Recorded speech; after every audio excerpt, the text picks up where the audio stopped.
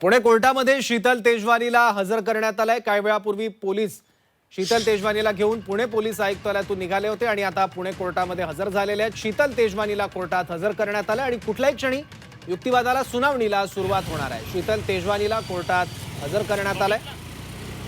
जी 24 तासनं सर्वप्रथम हा जमीन गैरव्यवहार प्रकरण उघडकीस आणलेलं होतं। त्यानंतर या प्रकरणात मोठी कारवाई करण्यात आली। काल 28 दिवसानंतर पोलिसांनी सगळ्यात मोठी कारवाई करत शीतल तेजवानीला अटक झालेली। अर्थात कारवाईचा हा फक्त सुरुवातीचा टप्पा म्हणता येईल, कारण या सगळ्या प्रकरणात दिग्विजय पाटील त्याचबरोबर पार्थ पवार यांची सुद्धा नावं आहेत, त्यामुळे त्यांच्यावर सुद्धा लवकरच कारवाई होण्याची शक्यता आहे। दिग्विजय पाटील यांची देखील पोलिसांनी चौकशी केल्याची माहिती आहे।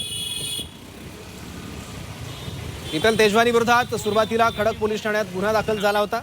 या गुन्ह्याचा तपास पुणे पोलिसांच्या आर्थिक गुन्हे शाखेकडून अजूनही सुरू आहे आणि या सगळ्या प्रकरणाबद्दल जवळपास 11 पानांचा अहवाल पुण्याच्या आर्थिक गुन्हे शाखेने तयार केला आणि महसूल विभागाने सुद्धा एक 5 पानांचा अहवाल तयार केला।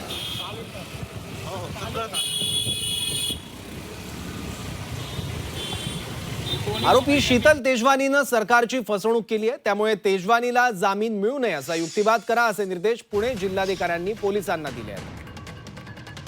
तेजवानीला जामीन मिळू नये असा युक्तिवाद करा असे निर्देश पुणे जिल्हाधिकाऱ्यांनी पोलिसांना दिले आहेत आणि पुणे जिल्हाधिकाऱ्यांची यात फसवणूक करण्यात आली आहे नजराण्यासंदर्भात, जो की शीतल तेजवानीकडून भरण्यात आलाच नव्हता। तेजवानीला जामीन मिळू नये असा युक्तिवाद करा असे निर्देश पुणे जिल्हाधिकाऱ्यांनी पोलिसांना दिले आहेत। काय बोलायचं का तुम्हाला? तक्रार आहे का तुमची?